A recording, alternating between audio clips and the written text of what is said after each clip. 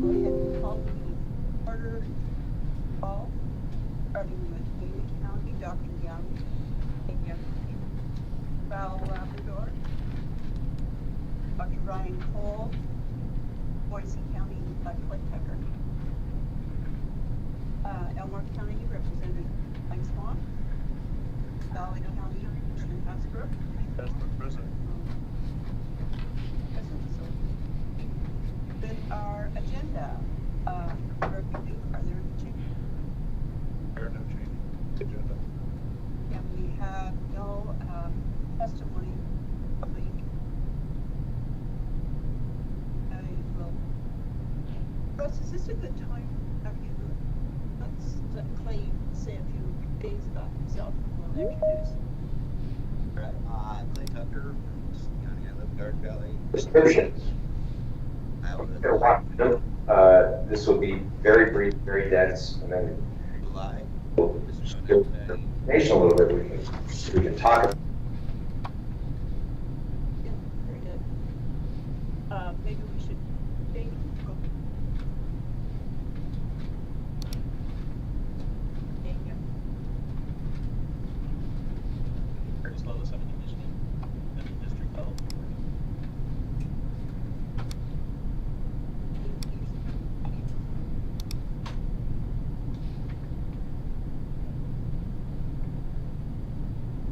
Okay, good morning.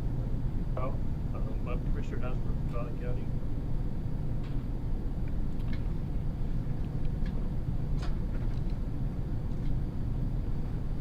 I don't do much. I met Clay out in the hall and Betty, and I've been serving here, I guess, about 20 years.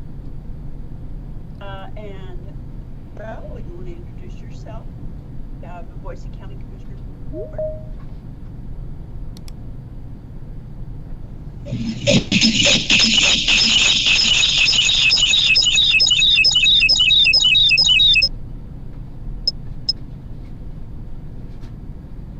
Morning, Dr. Cole.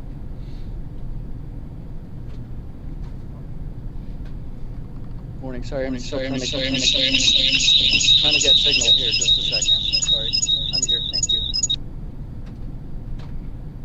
Okay, well, let's get started, folks, and I will need a motion to approve the minutes from our December 16th, 2022 meeting. If there are no additions or corrections. Thank you. Okay, thank you. It's been moved and seconded to approve those minutes from the December 16th meeting. If there are no further comments, I'll call for a vote by county. Starting with Ada County, Dr. Young. Aye. Val Labrador. Aye. Dr. Cole. Aye. Boise County. Yes, I will abstain. Okay, thank you. Elmore County Representative Blanksma is on with us. Valley County Commissioner Hasbrook. Commissioner Hasbrook, aye. Okay, thank you, folks. Those minutes do stand approved as presented. And we will proceed with our agenda with a financial report from Bailey Peterson. Bailey. Madam Chair.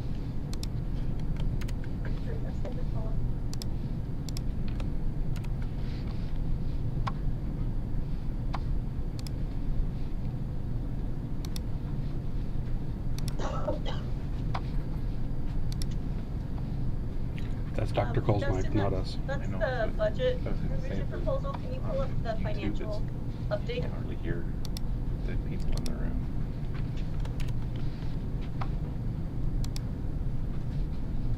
Thank you. Okay. So this report is through month end January 2023, which puts us at about 58.3% through the fiscal year. Trends have continued to be similar to what we've seen throughout the year. As you can see on page 1, revenue, it's overall slightly below, but within our main categories, it is for expectations. Our other revenue for support services is related to a donation from the Idaho Community Foundation for our participation in a health fair in the month of August, as well as a prior period Percy adjustment, our McCall lease with IDHW, as well as some auction revenue that we received due to the surplus of equipment related to the final phase of our remodel. In community environmental health, as you can see, contracted fee revenue percentages are both high. Dustin, will you go back one page? Contracted fee revenue is both high from what we had planned for the year. We have gotten some additional contracts in the health policy promotion group, as well as we have received a little bit more revenue than expected due to a catch-up charge from a catch-up that happened in fiscal year 22 that the payments are continuing to roll in this fiscal year. And then other revenue is low due to a reclassification of pass-through appropriated funds from IDHW, which includes the Millennium Fund. We have classified that under contract revenue going forward instead of other revenue. And that will realign with the budget revision. In family and clinic services, contract revenue is high with where we had planned. That's also the addition of additional contracts, grants that we've received to carry out work with our communities. Fees are continuing to trend similarly to what we've seen over the last few years. They're a little bit low from expectations. And then other revenue is high, which includes our state home visitation funds. As you can see, expenditures overall are lower than anticipated at 49%. Personnel is slightly below where we had planned. However, it is within reason from expectations. As we all know, personnel does have variability with staff turnover, so we frequently see salary savings at this point in the year.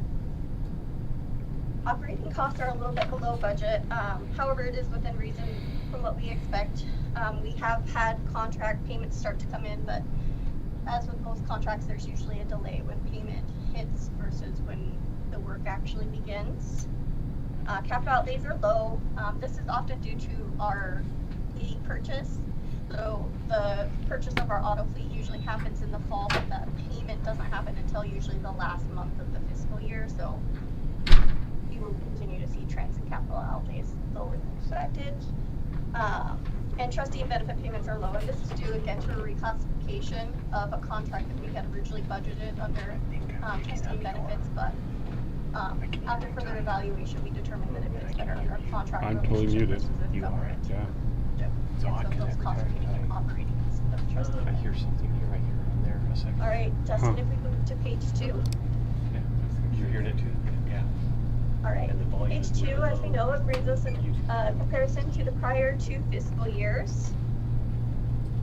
For community environmental health, fees continue to trend upwards with the most significant increase, as mentioned in the food programs, due to that catch-up invoicing of the $40 that happened in the winter of fiscal year 2. For family and clinic services, fees are a bit behind at this point in the year. But we have continued our efforts with our immunization clinics and dental clinics, so those areas will continue to trend upwards, as well as expanding our home visitation programs. We should start seeing Medicaid revenue coming in for our nurse family partnership in the near future. Under contracts, community environmental health is almost double from what it was the last 2 years. Again, that's due to the receipt of contract revenue with the 80 million ARPA funds. We received about $2 million from that as an advance payment for the first year agreement. And then we've also received the opioid settlement fund. So those balances. Under FCS, we also have a positive trend in contracts. And again, that's additional contracting that we've received. And that's a direct benefit of our grant writer that we hired. He is doing really great work going out and finding grant opportunities so that we can work in our communities. Looking at the expenditures, as we mentioned on page 1, all expenditure categories of personnel, operating, trustee and benefits, and capital outlays are below Personnel and operating are within reason from expectations, and again, trustee and benefit costs will realign with the budget revision as that recategorization goes into operating costs, and capital outlay will be behind until those auto fleet purchases or payments happen in May or June. And then if we go to the cash balance statement, Dustin.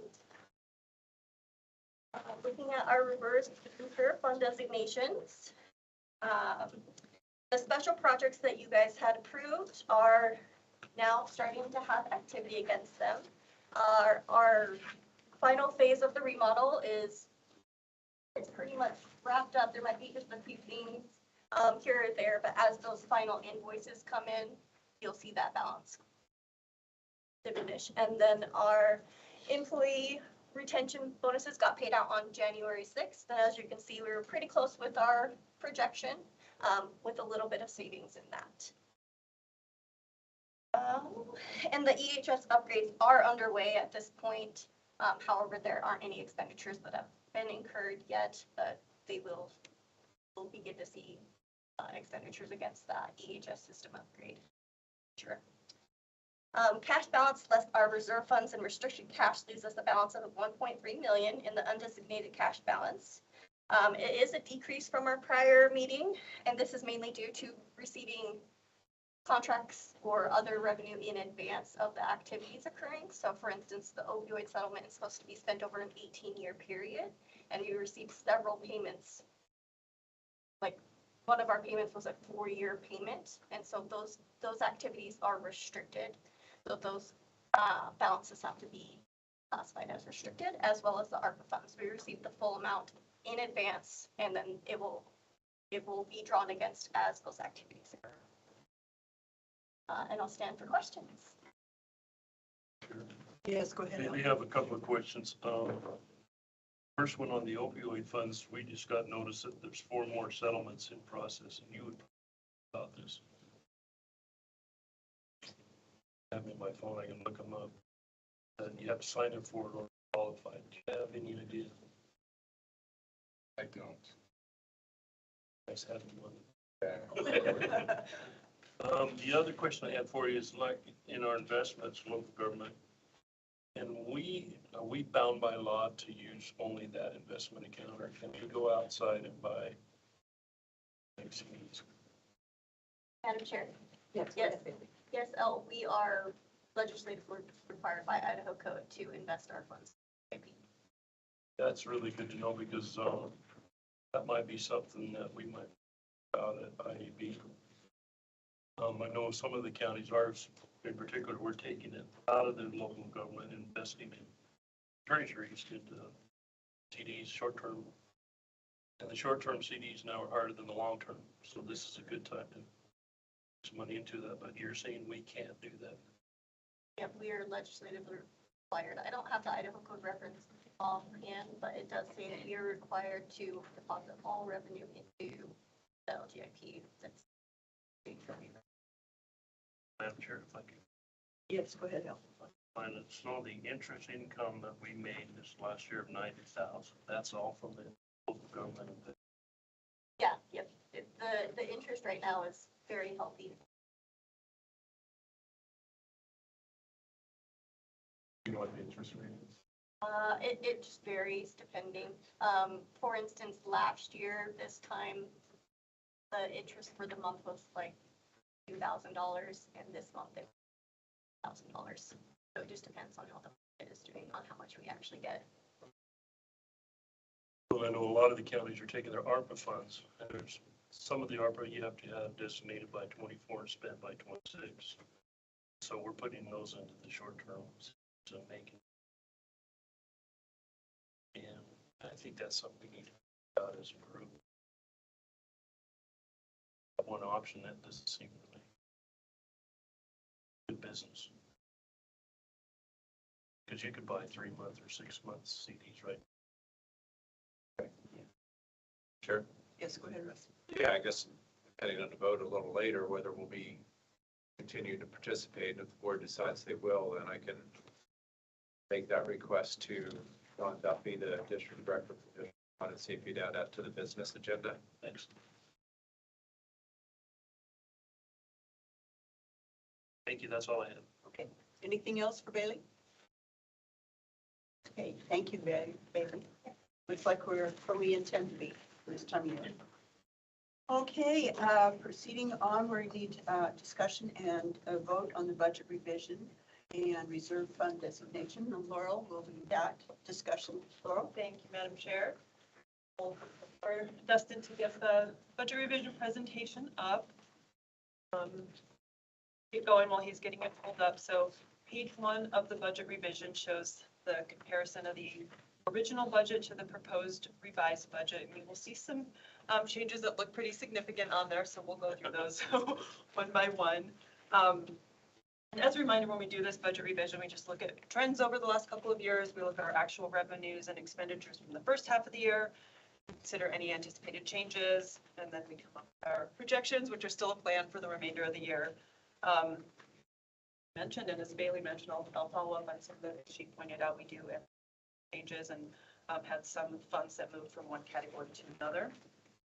So overall, our proposed budget revision includes an overall decrease of $885,000, which is a 5% decrease. So budget's a little bit lower than what we planned for the year. And as you saw the trends in what Bailey showed, we were seeing both the expenditures and revenues a little bit behind. So this budget revision just reflects that. For expenditures here in the first line across personnel, we are anticipating a difference there of 3.7%, slight change based on some position vacancy, but also with personnel, as Bailey mentioned, there's variability. So as we get further into the fiscal year, we can do a better job of projecting. Not a huge change there, slight one. We do have changes in operating costs and trustee and benefits, and this reflects directly what Bailey just mentioned. They're related to each other, so I'm describing them together.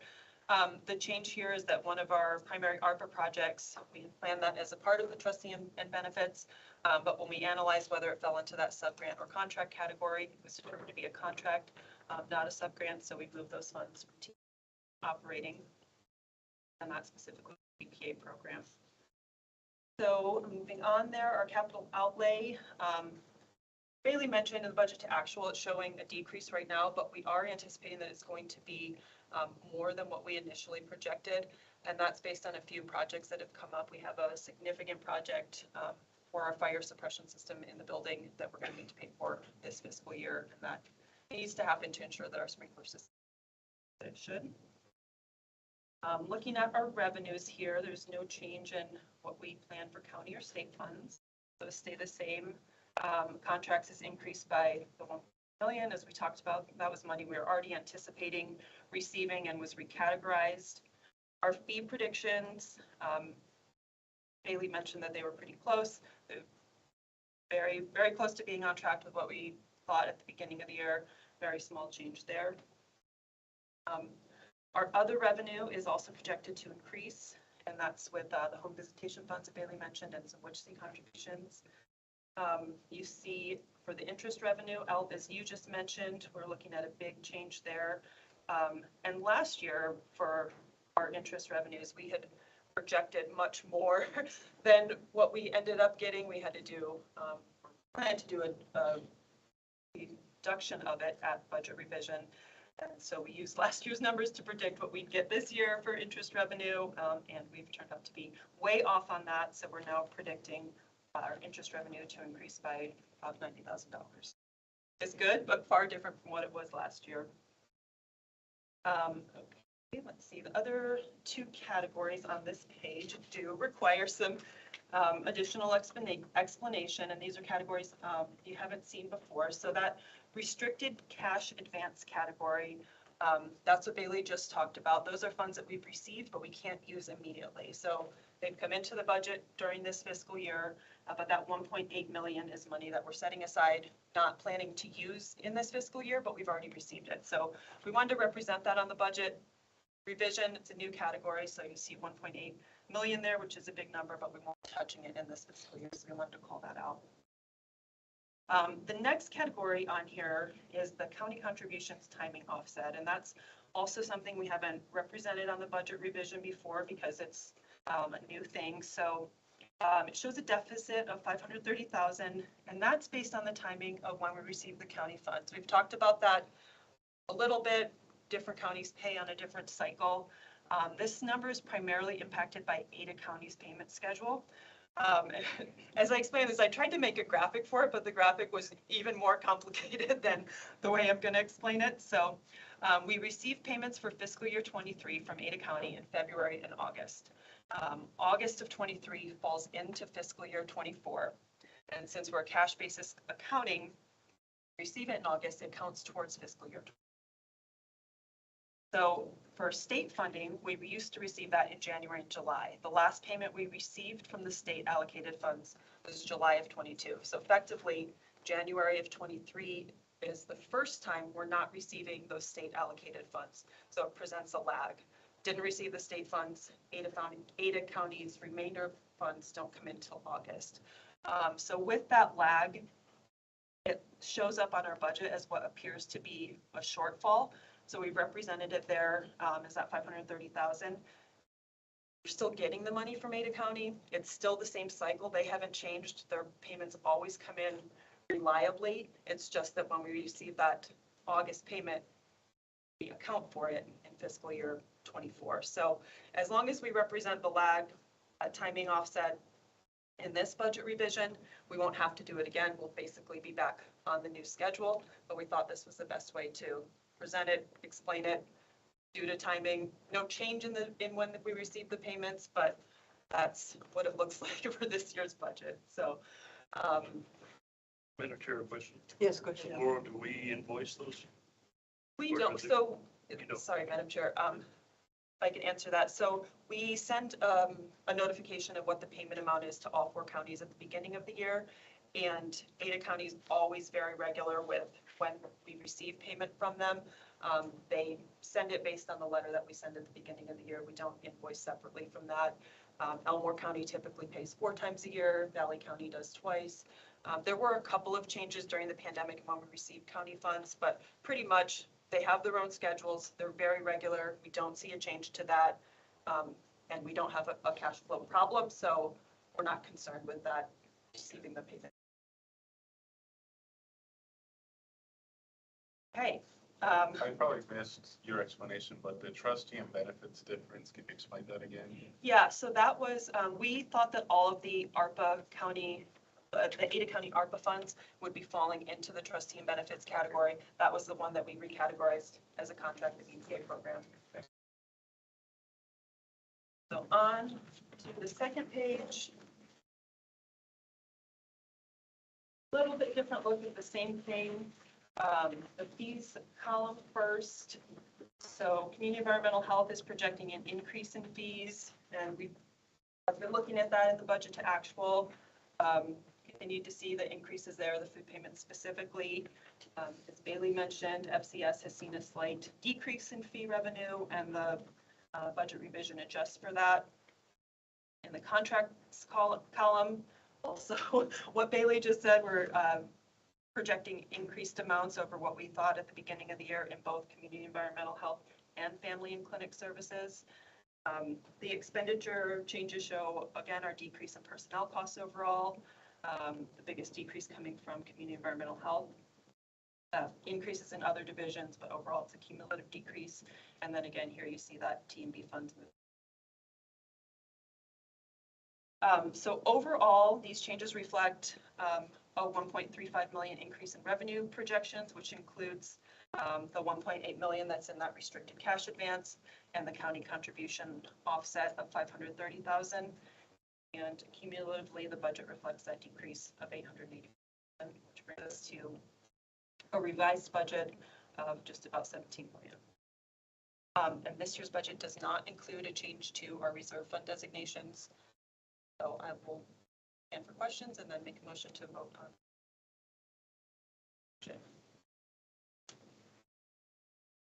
Any questions or discussion points?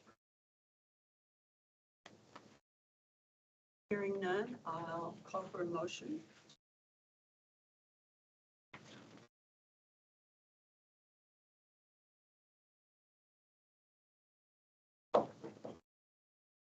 Approve the budget revision. Thank you. Motion's been made to approve the budget revision. Is there a second? Madam Chair, I'll second. Thank you, Al. Any further discussion before we vote? Okay, starting with Ada County, Dr. Young. And I. Mr. Labrador. Aye. Dr. Cole. Aye.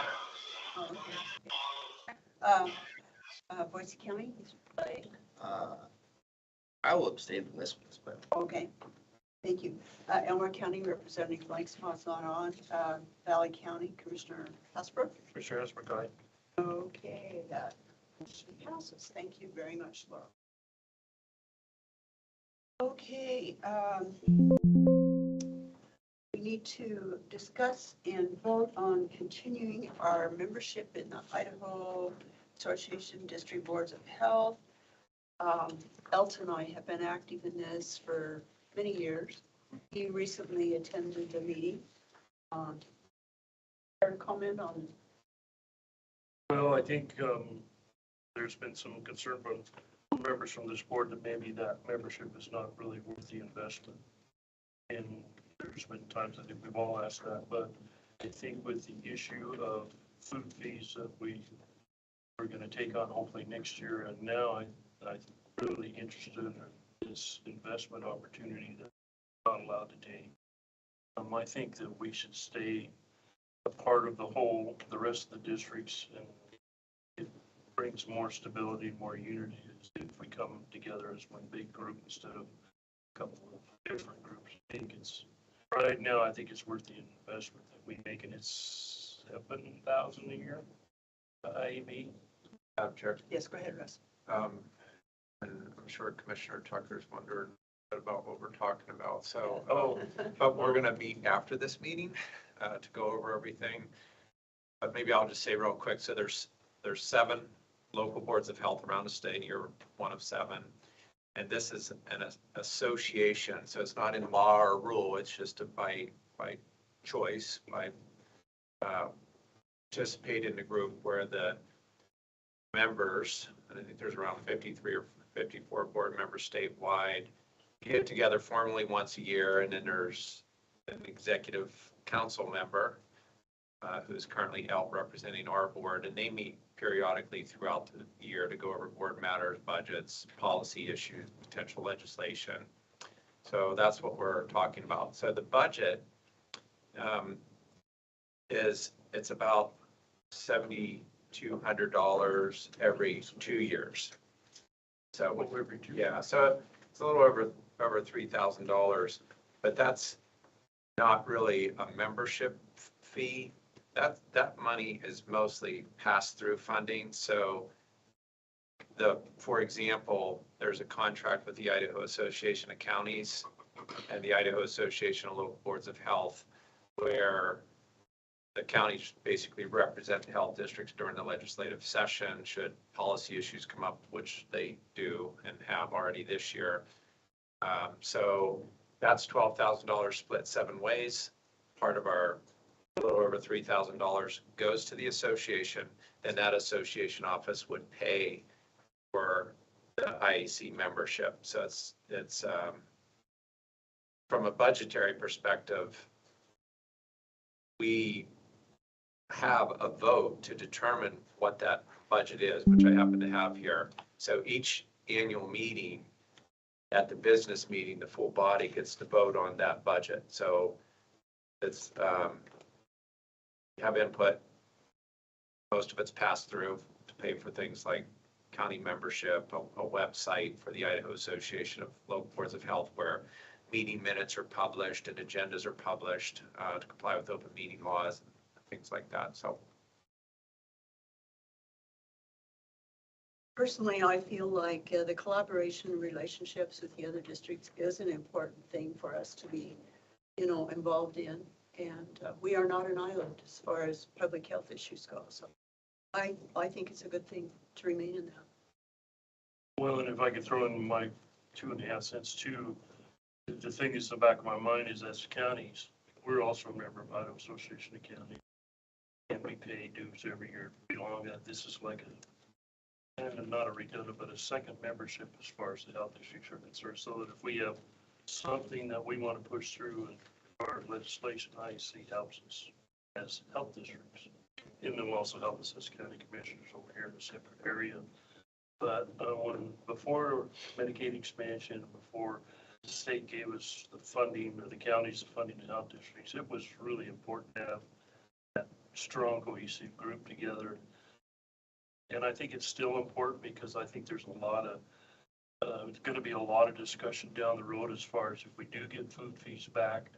I think there's some policy that we're going to have to consider, all of us, so that we charge Subway the same amount throughout the state that we charge larger Albertsons, that kind of inspection, that we're all pretty much the same.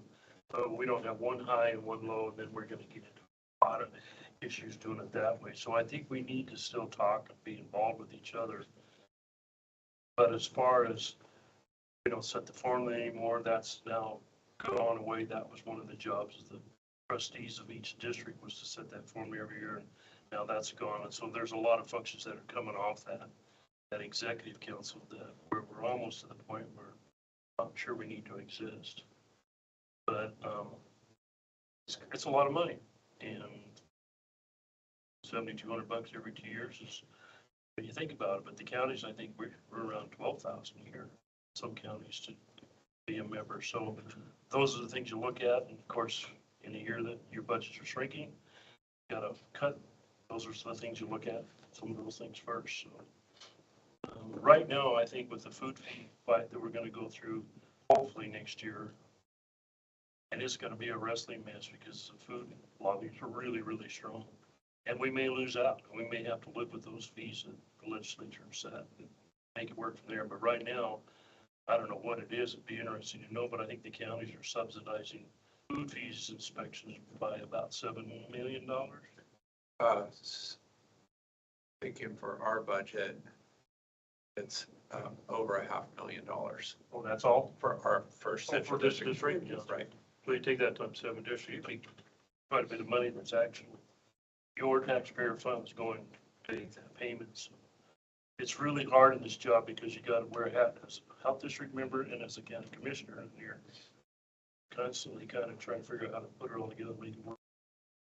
My feeling is that we need to stick with our association to make sure we come out as one strong voice. Any further discussion on retaining our membership? That is an action item. So I will call for a motion on that. Madam Chair, Yes. I'll make the motion that we continue membership in the Idaho Association of Boards of Health. Okay, thank you, Al. Is there a second to the motion? Second. Thank you, Jane. Okay, the motion has been made and seconded that we remain a member of the Idaho Association District Boards of Health. Any further discussion? Maybe call for a vote by county. Okay, starting with Ada County, Jane Young. Jane Young, aye. Al Labrador. No. Dr. Cole. Aye. Boise County. I will abstain from this one as well. Okay. Elmore County, Representative Blanksmore. Valley County, Mr. Asperclay. and that gives us Donna. 3 and 2 abstaining. What? 1, 3 yeses. Yeses. Okay, and as chair, I will vote as yes. Okay, so the motion does pass. We will remain as a member of that organization. Okay, Curtis is going to update us on this program with community and environmental health issues. Yes, thank you, Madam Chair. All right, Dustin, go ahead and pull up the presentation. You should have a copy of it in your packet as well. And this is just meant to be a quick, informative brief around some of the work that was conducted in calendar year 22 with our environmental health staff around the district throughout the counties. I want to briefly talk about some of our food safety inspections, our child care inspections, our swimming pool inspections, and then some of the land inspections that have been conducted throughout the district. Okay, next slide, Dustin.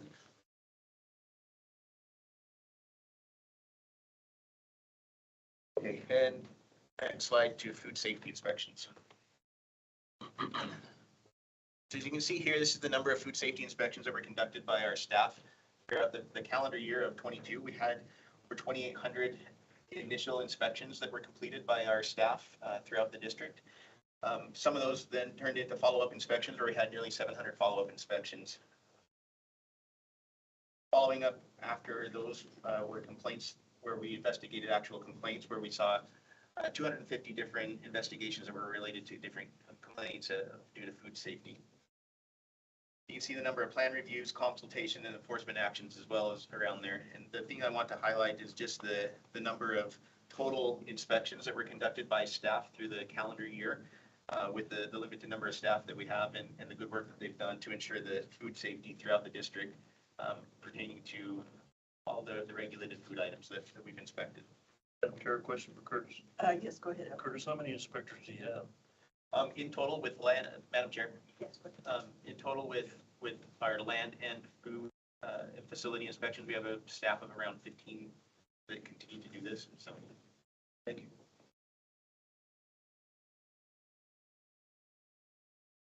All right, Dustin, next slide. This is around our childcare facility inspections. You can see the two different colors here represent the work that's done in Health District 5 and Health District 4. Of course, Health District 4 being the bulk of that work. Health District 5, I'd like to spend a little bit of time talking about because the structure and the way that this works, Health District 5 was unable to complete the requirements of their contracted work for childcare inspections, and so District 4 assumed those responsibilities as the primary administrator of that contract from the state. And you can see the number of inspections that were done in Health District 5. We have routinely sent, for this fiscal year, we have sent one inspector to District 5 one time a week to conduct those investigations, whether they're initial inspections, violation corrective actions, or complaint investigations. We anticipate continuing to do that through the remainder of this fiscal year. We're currently working with District 5 to help them hire and train staff from their district to be able to conduct those inspections on their own. Curtis, if I may interrupt, would you clarify for the people that are not familiar with where District 5 is? Madam Chair, District 5 is the Twin Falls district. It's the 8-county area of the Magic Valley. So we're talking about Twin Falls, Burley, Rupert, Jerome, Gooding, all the way up to Haley, Bellevue, that area. Madam Chair, if I could follow Yes, go up. ahead. Is it a situation that just can't find the help or a lack of funds? Or they're not doing that? Madam Chair, Yes, go ahead. it is a situation where they were unable to acquire the resources and talent, personnel-wise, Okay. to be able to conduct the work. The way that this contract is structured, the state contracts with Health District 4 as the primary contractor. We then subcontract out to all of the other health districts. And then when District 5 indicated that they were not able to fulfill those requirements, as the primary contractor of the contract, we then sent staff to District 5 to conduct that work and carry out those administrative tasks. In return for that, District 5 did not bill us for any of the administrative work that was conducted, and we retained those funds to help fund our work that was occurring there. We do, Madam Chair, so we do get paid back for any. Do we do this in any other district? Madam Chair? Go ahead. We do not do this with any other district, and we are currently working with District 5 to help them. They are working through their hiring process and obtaining the personnel necessary to do that, and then we will work with them through the remainder of this fiscal year to train their staff and make them able to conduct this work, and then we expect and anticipate to turn this back over to them on July 1 when the new fiscal year starts, and in that regard, they will then begin doing their own inspections, and then they will bill us for the administrative costs associated with doing. Bill that. Thank you for that clarification. Okay, next slide, Dustin. Next slide is around pool facility inspections. Not a lot, not really big numbers. It is a minor program that we are doing, but nonetheless, it is work that is conducted every spring and summer where we inspect pools for public safety. You can see the number of inspections there, follow-up inspections, consultations, and claims investigated. Next slide, Dustin. And then this slide talks about our land inspections. The largest number that you can see there is the number of lots that have been reviewed by our lands team. We have a team that does review those lots. They'll have a subdivision that will be submitted for approval. That subdivision is reviewed, those lots are reviewed. You can see the breakdown by county there as well, in the greatest number of lots being reviewed in Ada County. You can also see the number of applications received for septic systems and the number of septic systems installed and approved. And then those numbers there. Questions from the board regarding any of the land inspections that have occurred? Chair, I just have one question, because I had this asked me, but when you guys review a subdivision plat, 50 acre, 50 lot sub, whatever, and part of it is designated as wetlands, you even do inspections on that wetland area? Madam Chair. Let's go ahead. Commissioner Hathbrook, I will have to follow up with that, and we'll talk with our subject matter expert and obtain that information and reach back out to you. Appreciate that, because we're having those issues in Valley County. We figured one time about 43% of Valley County can't be developed unless it's sewer, because it's in wetlands, high water table, that kind of stuff. And we get these questions all the time, and I'm thinking, why would you even inspect a lot that's designated as, unless it's on city sewer and water, sewer, so to speak? I'm just. Madam Chair. Please go ahead. So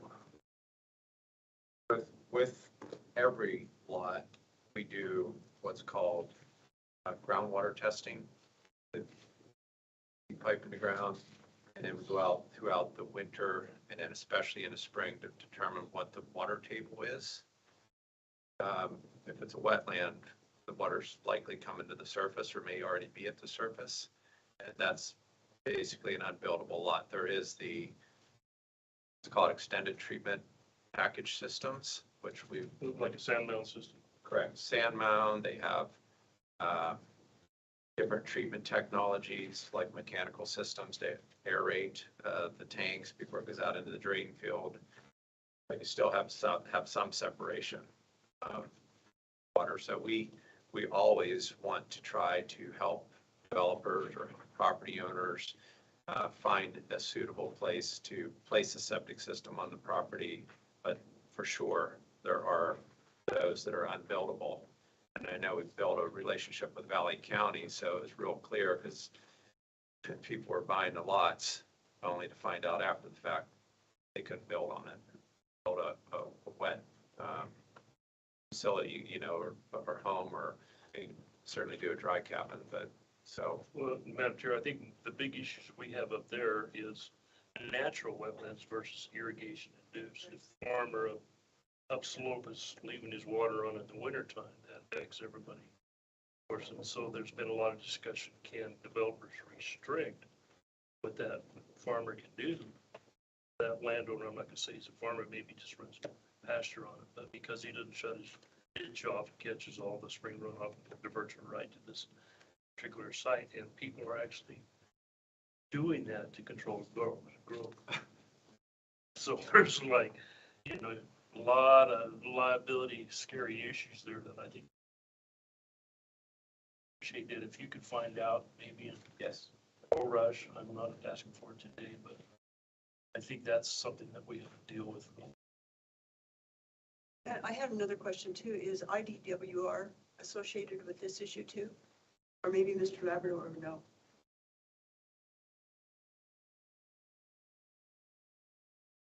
Madam Chair, I know we work regularly with several different partners, DEQ, IDWR. They all play their specific roles in trying to do that, and I know that we will work diligently with each of those distinct partners to ensure that we're taking into account all of their considerations as well. Well, Madam Chair, Yes, go ahead. and also what we've noticed over the last few years is the soil conservation districts are getting more involved with subdivision application. They want to see stormwater management plans because of Cascade Reservoir and the issues we have with that.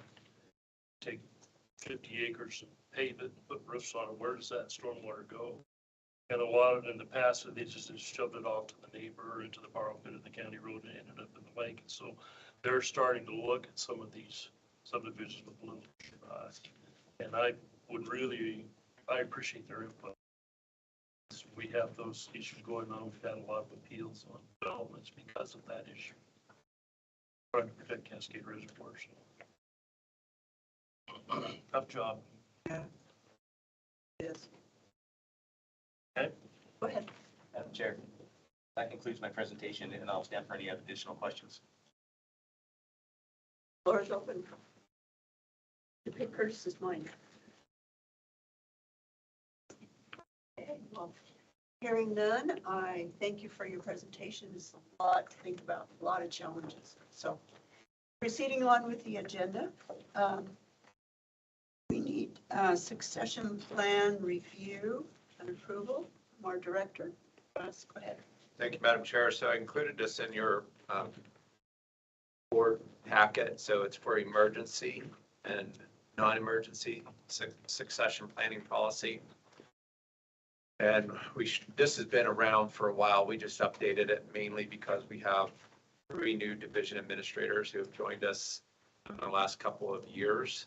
So that's updated toward the back of the policy. But I also just wanted to review it with you because we do have new board members who have joined since we last time we reviewed this. So essentially there's the idea is who would be the acting district director in my absence. So when I'm out of the office for planned leave, like a vacation, I'll designate an acting director. And it's based on the longevity with the organization is how we have it structured. And you'll see that on the last page of the document. Laurel is essentially the longest term staff person in a DA role, followed by Stephanie and followed by Curtis. So upon approval, I'll have them sign it.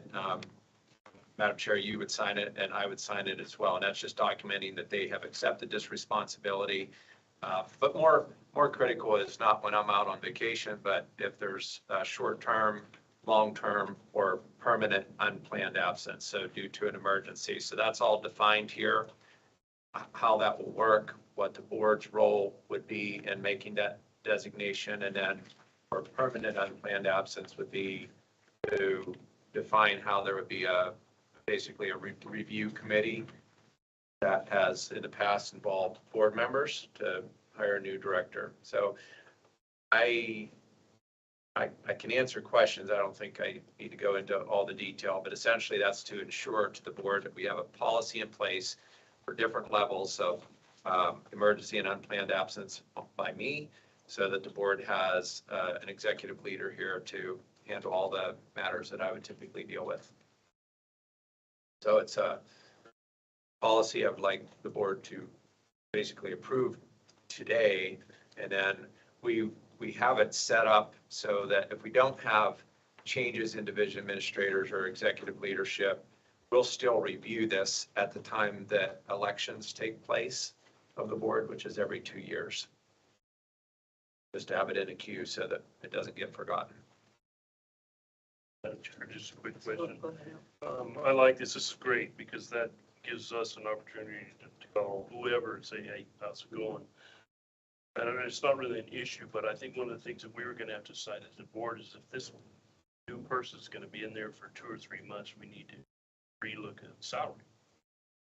Which is not covered under this. I mean, that person should probably get a hazard bump or something to handle that position until the original person comes back. And that's something that we can decide, I think, if the situation happens. But keep that in mind. I think there should be a bump in pay if they're going to assume that responsibility, even temporary.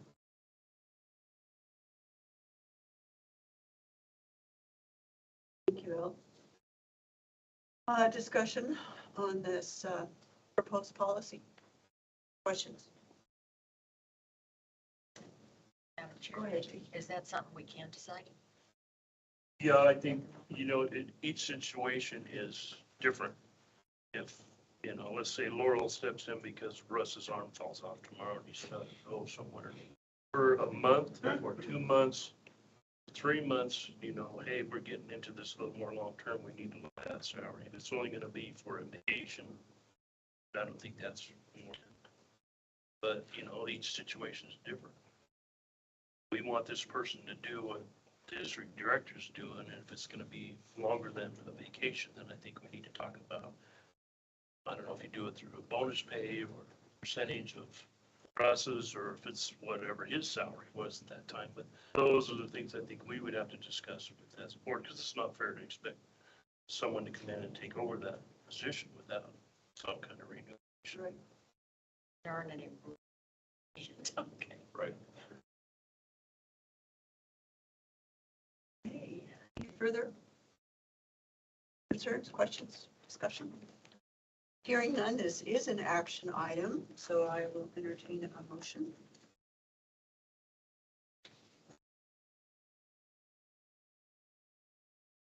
Let's see, this is not an action item, is it, Russ? On today's, Yeah, but yeah, I thought it was. yes, And for review. yeah, for review and approval. So, okay, yes. Do I hear a motion to approve this policy? Thank you. Motion's been made and second. Okay, thank you. Any further discussion before I call for a vote by county? Okay, starting with Ada County, Jane Young. Jane Young, aye. Raul Labrador. Aye. Ryan Cole. Aye. Claire Tucker. Aye. Elmore County, Megan Blanksma is not on. Valley County, Commissioner Hasbrook. Commissioner Hasbrook, Okay, that policy stands approved as presented today. So at this time, we will be going into executive session. Madam Chair, Yes, I would like to make a motion that we go into executive session for Idaho Code 74-206.e. Consider evaluation, dismissal, or disciplining or hear complaints or charges brought against a public officer, employee, staff member, or individual agent or public schools. thanks, Bill. I will call for a vote by county, starting with, oh, need a second. Is there a second to that? Second. Thank you. Call for a vote for, starting with Dr. Young. Young, aye. Raul Labrador. Aye. Dr. Call. Aye. Boise County. Aye. Elmer County is not present. Valley County. Commissioner Hasbrook, aye. Okay, thank you so much. And at this point, we miss. Madam Chair, I might recommend we take a 5-minute break while we. Okay, let's reconvene at 9:35.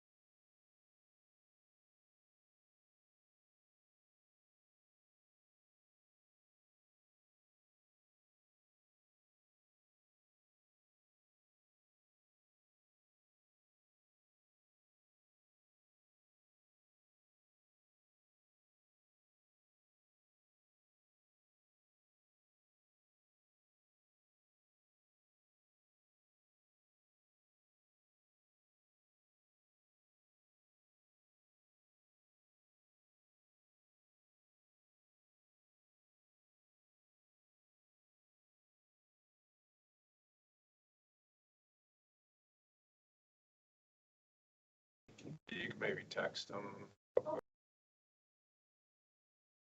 You can maybe text them. Oh, I hear you. Hold on. I'm gonna get everything cut over here shortly. I hear you. Hold on. So you're.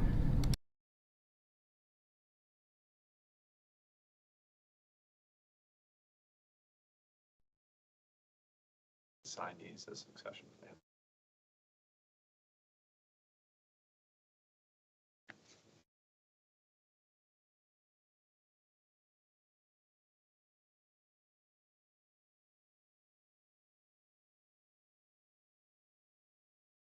Thank you, Dustin. Oh, we don't have to vote it. Okay. Back into, because you can't. So we're back live. Okay. For L. Go ahead. Right go behind ahead. you. Oh, he's right there. Dustin, we're live, right? Thank you. Okay, we have concluded discussion in this executive session matter with no action taken. And so now we need to vote the motion to L. Is that correct? No, you don't need to vote that motion. We don't need to. Okay, all right. So we just proceed with the agenda, right? That's right. And that would be your report. Okay.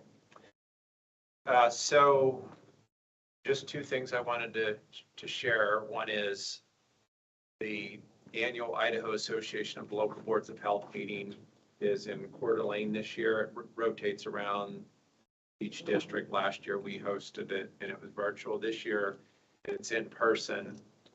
And that will be, it'll start, I don't have the agenda yet, but it'll start on Thursday, June 8th and run through Saturday morning, June 10th. So for board members, we, Central District Health, will pay for your registration fees. We'll pay for hotels, we'll pay for travel, and then in addition, you'll be paid the $75 per day while you're attending the meeting. And that part's in Idaho code, so can't not accept it, the $75. So we'll have more information to share. It's February. Be good to know if you're going to attend soon, just so we can notify Public Health District 1. They do like blocks of hotel rooms and penalties if you don't use certain number of rooms and things like that. So if you could let me or Donna know if you plan to attend, that would be helpful. Yeah. Also, if you're not going to attend, you need to have a proxy for the March meeting. Right. So that we can take your vote with us if you don't go. Yeah, we'll get the proxies ready for you to fill out. I mean, we would have to have them by the May meeting, filled out, ready to go. That proxy is just, you're saying, whoever's going to go, board members, you're going to designate your votes to that individual and they'll represent you. And there's resolutions which set policy direction for like the food establishment license fees, things that we would work on during the legislative session. Generally, that's what they are. And then voting on the budget. The IAB budget will take place during the business meeting at the June meeting. And those are probably the big issues that we deal with. So the last thing is the budget schedule for Central District Health. So we operate on the state fiscal year cycle. So July 1 through June 30th. Be heading into fiscal year 2024. And at the March meeting, which is the next meeting on March 17th, I will come to you with a general proposal. This is what I would like to ask for from the counties for the county contribution. And this is what I would like to do as far as staff pay increases. Those pay increases take effect usually in June, and they appear in the first pay period of July. Sometimes, like last year, we did early implementation because we had the money to do that. So employees basically get an extra paycheck or two at their higher salary rate. And that would be something I would review with you prior to doing that. We did early implementation. So at the March meeting, I'm looking for general direction. Here's what I would like to do. Do you agree? Yes or no? If it's no, then you'll provide your feedback at that point in time. And then in April, I will present a budget to you based on the March discussion for your approval. After that, I go out and I meet with the individual counties. All of you are, obviously, if you're a commissioner, you'll be there. If you're not, you'll be invited to participate in those meetings. And that's just going through the budget. And then I always provide county data sheets. So it's a little bit like what Curtis presented, but for the whole organization, what did we do for your county during this last year? Then in May, the meeting will be held in Elmore County at our office. That is the budget committee that is made up of the chairs of our 4 counties or their designee. Last year, it was held in Horseshoe Bend. This year, it'll be in Mountain Home. And then we always have that's for the budget approval. So the county chairs and the budget committee vote on the budget. So that's basically in effect on July 1 of 2023. And then after that meeting, we have our normal May board meeting. That's the last meeting that we have until August. We have the June IEP meeting in June. So we basically skip July. So this is the busiest time of year for the board. And then once the budget is approved, that's when we notify the counties what their share is. And Bailey and Laurel talked about that earlier and off and running. That's all I have for director's report. Be glad to answer if there's other questions you have for me or few staff that we have that are still with us. Madam Chair, I'm assuming that like Curtis and your different departments are going to get with you in the meantime saying, we've got a bigger demand for this or less demand for this, so we can cut this or we need to here, and you come in with a pretty tight budget.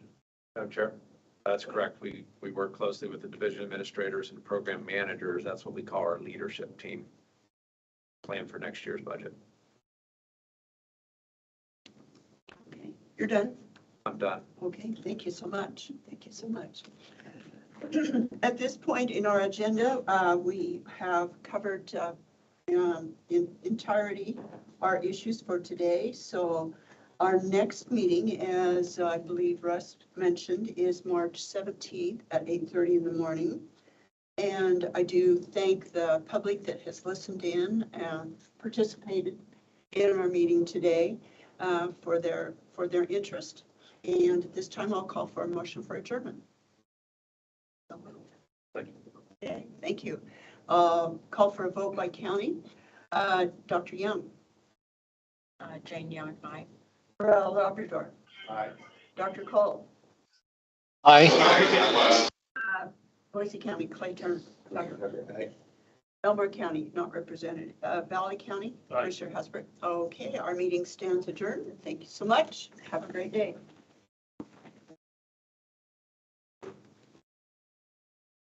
Good meeting. Yes. And we